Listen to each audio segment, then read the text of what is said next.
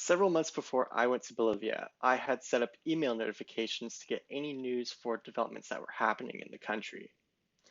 I learned a lot from the articles that appeared in my inbox, but once I had actually arrived in Bolivia, I found that it was much more rewarding to learn about the country from Bolivians. In fact, meeting new people and getting their perspectives was the most valuable part of my time in Bolivia. So the following summer, I decided to further broaden my perspective while also creating positive impact by applying to the Global Social Benefit Fellowship. I was excited about meeting new people while also conducting action research in the field. However, when I found out we were not going to be going to the field because of the coronavirus, I was worried that any opportunity for cultural exchange would be lost.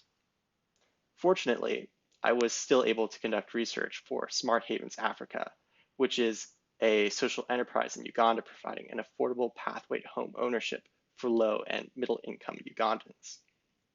The semi-structured interviews I held with Smart Havens customers were, in fact, an opportunity for cultural exchange that I had not anticipated. And during one of these interviews, I realized that communicating cross-culturally over the phone would end up being somewhat more difficult than I had originally anticipated. I told the story of this interview and the lesson I got from it to my advisors and the other fellows during one of our classes.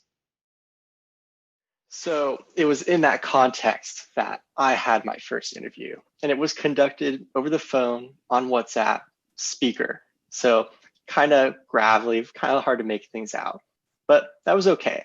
I had my first interview with a man named Wilbur, and the first half of the interview went very well, perfectly smooth. Couldn't have asked for better. And then I get about halfway through the interview, and I ask him what his occupation is. That's one of the interview questions. And he responds with, "I sell goods." Now, I was confused. Goods is a very general term. That could be anything. So I asked him to clarify. And he responded by saying, "I sell Ugandan goods." Well, that's even more like, what is a Ugandan good? I was so confused because I was wondering if a Ugandan good is just so common and well known throughout the world that like I should have known what that was. And so I was kind of picturing himself like with a store with boxes that just said Ugandan goods on them, something very general and vague. And so I asked him to clarify a couple more times and just making no headway. It was just, "I sell goods." And so I kind of admitted my defeat and decided to move on to another question. And I should not have done that because I got to a question where I asked him if he had started any new businesses since moving into his home.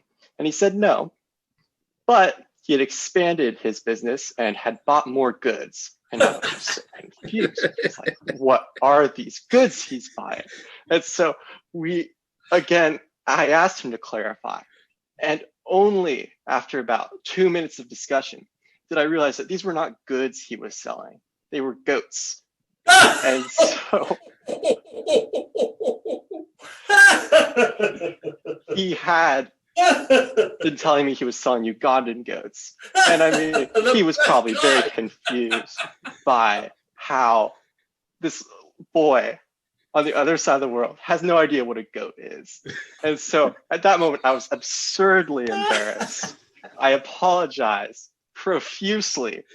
And so I moved on with the survey, but he was very forgiving, and it all ended very well. And at the end of it, I was thinking, well, that's one of the most embarrassing things that have happened to me this month, maybe this year. I don't know. I don't have a list. But it wasn't fatal. The interview still went off without hitch. I got all the data that I needed, and everything ended okay. And so even if you're going to make cross-cultural mistakes, if you admit your fault in them and like are willing to learn from them to fill in those cultural gaps, that's okay. And that's a learning experience.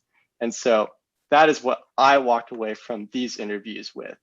And I feel like my ability to communicate across cultures has improved tremendously.